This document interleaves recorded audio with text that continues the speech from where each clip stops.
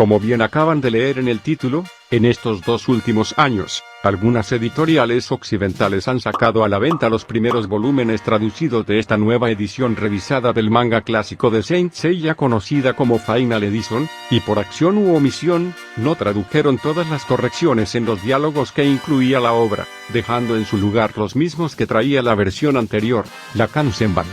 Por lo tanto, hoy nos aventuraremos a revelarte los cambios que probablemente ellos no te contarán. Si quieres enterarte de cuáles son, acompáñanos en esta serie de videos.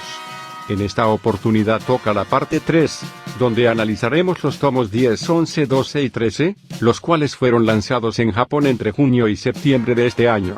Si aún no vieron las primeras 2 partes donde analizamos los volúmenes del 1 al 9, les dejaremos los links en el comentario fijado debajo. Ahora sí, comencemos. Lo primero que debemos resaltar son las portadas que, al igual que con las primeras 9, también cuentan con ilustraciones inéditas realizadas por el maestro Kurumada. En estas podemos observar cómo el autor decidió seguir usando a los Santos de Oro, los cuales sabemos por filtraciones que continuarán apareciendo en las tapas hasta el volumen 17. Al abrir los volúmenes nos encontramos con que el manga corto de Saint Seiya Origin fue incluido al inicio del número 10, mientras que el de Saint Seiya Destiny fue insertado al final del 13. Recordemos que ambas historias, las cuales cuentan el origen del mal de Saga y parte del pasado de Canon, fueron lanzadas entre finales de 2018 y finales de 2019 en la revista Champion Red. Además, notamos que estos 4 números recopilan la saga de Poseidón en su totalidad, la cual aquí recibe el nombre de episodio Poseidón, siguiendo con la misma lógica aplicada a los tomos anteriores, donde la saga del santuario fue llamada episodio Atena. Por su parte, y quizás una de las cosas más llamativas de esta nueva edición, fueron las modificaciones realizadas a varios de los clots en los esquemas de ensamblaje. Como podemos ver en pantalla, el Object de la versión 4 del clot de Pegaso vio rediseñadas sus alas y su cola. El de la versión 3 de Dragón recibió cambios en su cabeza. Y el de la versión 2 de Cisne obtuvo un agregado en su lomo, y un rediseño en la parte trasera de sus patas. De manera similar, los Scales y los marinos también sufrieron algunos cambios. El Object de Scylla tuvo una corrección en el tamaño de las patas del oso y del águila, y en el grosor de la serpiente, mientras que Tethys pasó por la peluquería, y Canon ahora ya no tiene su rostro oculto entre sombras. Y eso no es lo único. Claro que no. En las viñetas también hubo correcciones en los dibujos. Ejemplos de esto lo podemos ver en el Object de Tauro en la escena en que se ensambla frente a Sorrento, luego de que éste acabara con Aldebarán, en el cual podemos ver cómo fueron agregadas las plaquetas del pecho en el lomo del toro, para que su diseño tenga concordancia con el Object mostrado en el esquema de ensamblaje. Asimismo, los escudos de Libra que llamativamente en versiones antiguas, en la escena en que Sirio viste el clot de oro, habían sido presentados sin las características puntas en sus centros, aquí fueron corregidos, haciendo que el aspecto de los mismos tengan correlación con el mostrado en apariciones anteriores. Otras modificaciones, las podemos encontrar en el físico de un par de personajes. Por ejemplo, la forma de la cabeza de Saori, la cual fue corregida, aportándole una forma más redondeada y armoniosa. De manera similar, el cabello de Aiolia también fue cambiado, haciendo que su cabeza sea más proporcionada con el resto de su cuerpo. En este apartado, también vale la pena mencionar la modificación en el cielo nocturno en esta misma escena, y en el agua del océano en la parte superior del templo submarino de Poseidón. Aquí no se entiende muy bien el porqué del cambio. Pero de cualquier manera quisiéramos escuchar su opinión. ¿Con cuál de los 2 estilos se quedan? Por último, no podemos dejar de mencionar quizás lo más sorpresivo en estos volúmenes. Y no se trata de una modificación en un diálogo ni en los dibujos, sino de un par de páginas dibujadas desde cero por el maestro Kurumada expresamente para esta edición. Se trata de una mini escena agregada justo después de que Hyuga y Shiryu llegan para asistir a Seiya, quien estaba siendo vapuleado por el emperador de los mares. En la misma, el cisne les revela a sus compañeros que quien estaba detrás de esa batalla era el santo de Géminis, dejándolos completamente estupefactos. Esta inesperada adición de material aumenta las chances de que también tengamos páginas extras en la saga de Hades, llenando algunos huecos que habían quedado en la publicación original, como por ejemplo mostrar qué estuvo haciendo Doko mientras sus compañeros batallaban en las prisiones del inframundo. Bien, Ya cumplí mi misión aquí. ¿De qué misión está hablando? Usted no hizo nada. Ah, no. O quizás si nos permitimos soñar un poco más, una batalla final contra la diosa Ker. Ahora sí, pasemos a lo más jugoso que son los cambios en los diálogos. Como los que vienen siguiendo esta serie de análisis ya sabrán, a medida que los tomos han estado saliendo, las correcciones importantes en las líneas de los personajes estuvieron paulatinamente menos presentes. Y esta tanda de volúmenes no ha sido la excepción. Sin embargo, hemos podido rescatar algunas.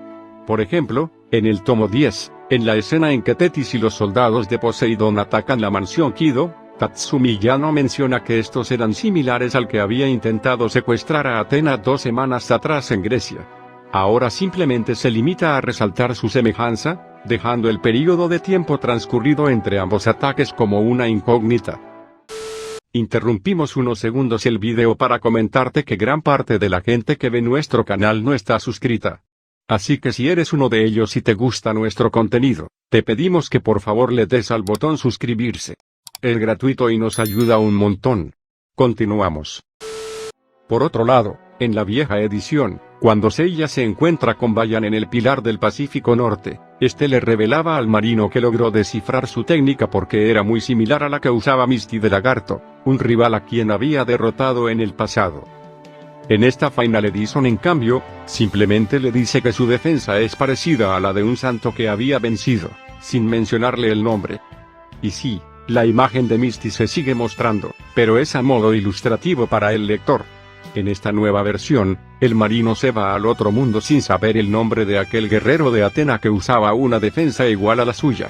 No podemos finalizar este tomo sin mencionar un error que se viene arrastrando desde que estos capítulos vieron la luz por primera vez en la revista en la década de los 80. Se trata del nombre que el maestro Kurumada escogió para el pilar principal del templo submarino. Main breadwinner, expresión en inglés que significa sustento principal, pero no en el sentido de un pilar que sostiene una estructura, sino en el de alguien que consigue el pan para su familia.